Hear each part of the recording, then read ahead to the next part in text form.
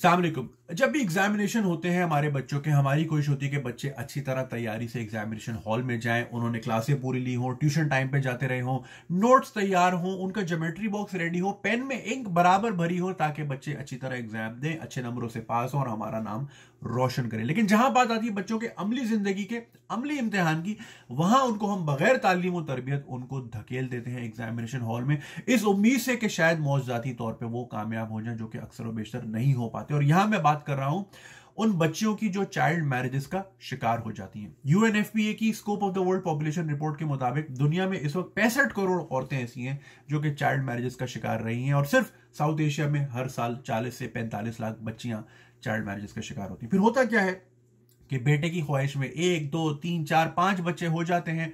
फिर शोहर जो है, ये आम कहानी है, और कि जी नशे की हालत में लग गया, या फिर जो है पेंडेमिक की वजह से नौकरी चली गई, कारोबार ठप हो गया, फ्रस्ट्रेट हुआ, औरत पे बीवी पे हाथ उठाया, और फिर एक जुल्म की एक सिलसिला, जेंडर बेस्ड वायलेंस का सिलसिला शुरू हो पड़ा।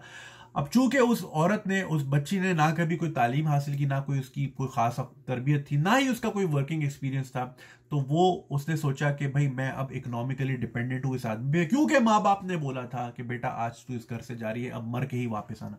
अब चूंकि उसके पास जाने का कोई रास्ता नहीं है, तो सारी जिंदगी वो डोमेस्टिक वायलेंस का शिकार रहेगी, और एक परपेचुअल साइकिल है, बच्चे वही देख के बड़े होंगे, फिर शायद बच्चे भी यही एटीट्यूड रिपीट करें अपने स्पाउस के साथ।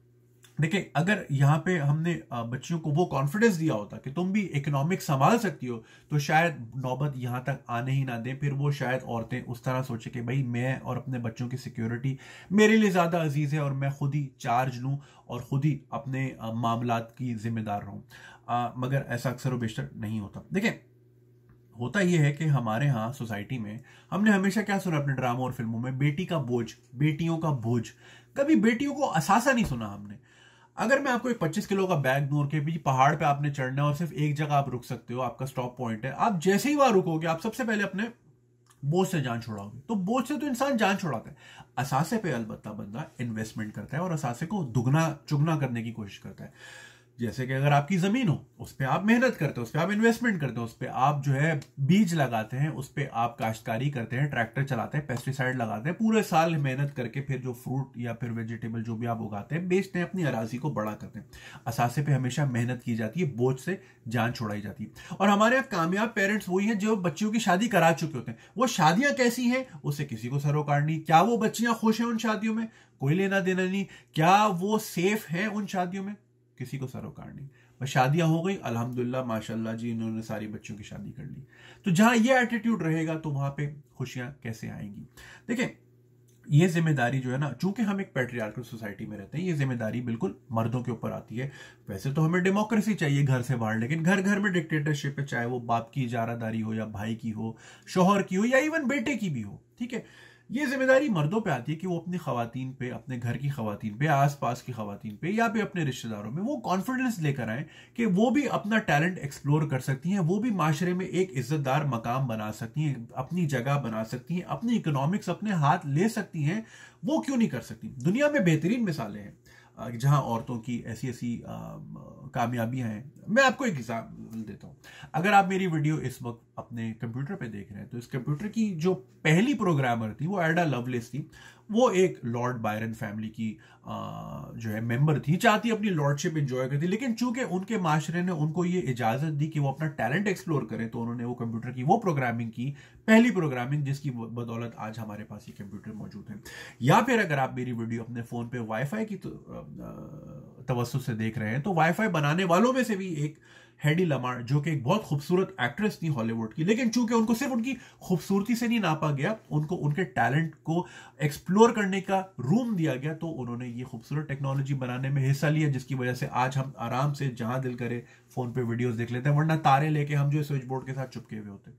तो जहां खवातीन को मौका मिलता है उनकी टैलेंट एक्सप्लोरेशन का, वो भी बेहतरीन हिस्सा लेती हैं दुनिया की बागदौड़ में। और हमारे मुल्क में भी बहुत सी बेहतरीन मिसालें हैं। आए दिन हम खबरें सुनते हैं कि जी फलाने साहब रिक्शा चलाते थे, उनकी बेटी ने जो है CSS कर लिया, या फिर एक पिछले दिनों खबर थी कि जी एक ड्राइवर थे, उनकी बेटी फॉरेन ऑफिस में जो है उनकी प्लेसमेंट हो गई। देखें, काम कोई छोटा बड़ा नहीं होता, इंसान छोटा बड़ा होता है।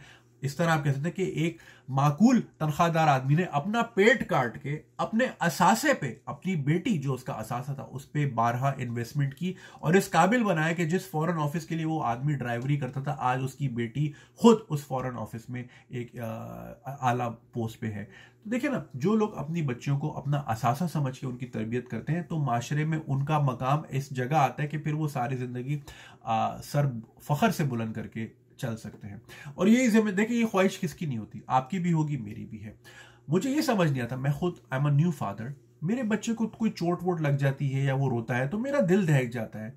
मुझे ये समझ नहीं आता कि हमारे वालिदैन, हमारे माशरे के वालिदैन कैसे अपनी जीती जागती बेटियों को, जिनको आपने 9 महीने पेट में रखा, उसके बाद आप इस दुनिया में लाए और हर दिन उसको बचाते रहे, बीमारियों से बचाते रहे, मौत से बचाते रहे, उसको फीड करते रहे, उसको तरबियत की, पाल पोस के बड़ा किया, इसलिए कि आप किसी को भी पकड़ा दो और उसके हाल पे छोड़ दो और बस अल्लाह से दुआ करो कि हो जाए।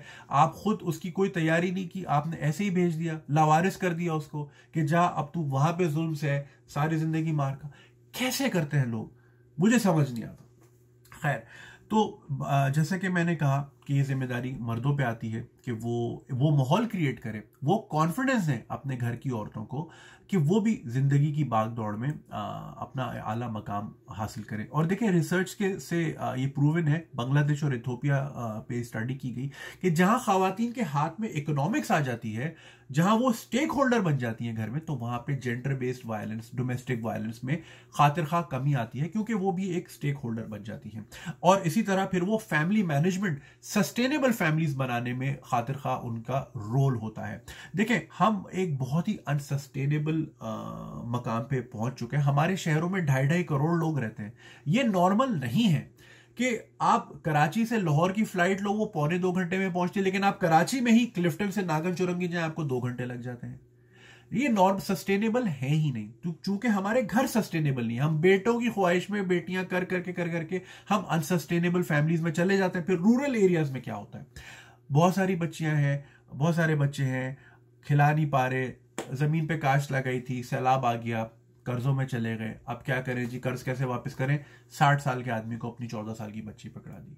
क्या इसलिए हम अपने बच्चे पैदा करते हैं? तो अनसस्टेनेबिलिटी घरों से शुरू होती है, तो वो फैलते फैलते शहरों में और फिर मुल्क में चले जाती है। और आज हमारे शहरों में 2.5 करोड़ लोग हैं, कल को ये 5 करोड़ हो जाएंगे।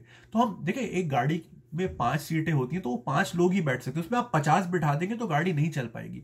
तो हमारा मुल्क भी एक गाड़ी है। अगर हम उसको सस्टेनेबल नहीं बनाना शुरू करेंगे आज से, और हम अपनी खवातीन को खास तौर पे वो चार्ज नहीं देंगे कि वो भी इसमें एक स्टेक होल्डर के तौर पे उनकी राय हो और उनकी जो है उनका कंसेंट हो, तभी हम एक सस्टेनेबल माशरा तश्कील देने में कामयाब होंगे। वरना फिर जिस तरह गाड़ी चल रही है, स्लो स्लो स्लो, एक पॉइंट के बाद ये गाड़ी रुक जाएगी। तो मेरी गुजारिश है तमाम मर्द हजरात से, जो भी सुन रहे हैं, जहां भी सुन रहे हैं, जिस मुल्क में भी सुन रहे हैं, gender based violence, domestic violence की कोई बाउंड्रीज नहीं है, कोई बॉर्डर नहीं है। ये पूरी दुनिया में होता है, और जब जस्ट बिकॉज पूरी दुनिया में होता है, जरूरी नहीं कि हमारे यहाँ भी होना चाहिए। ये जस्टिफिकेशन बिल्कुल नहीं होनी चाहिए। दुनिया में और अच्छे भी काम होते हैं, क्या हमें अच्छे काम नहीं लेने चाहिए?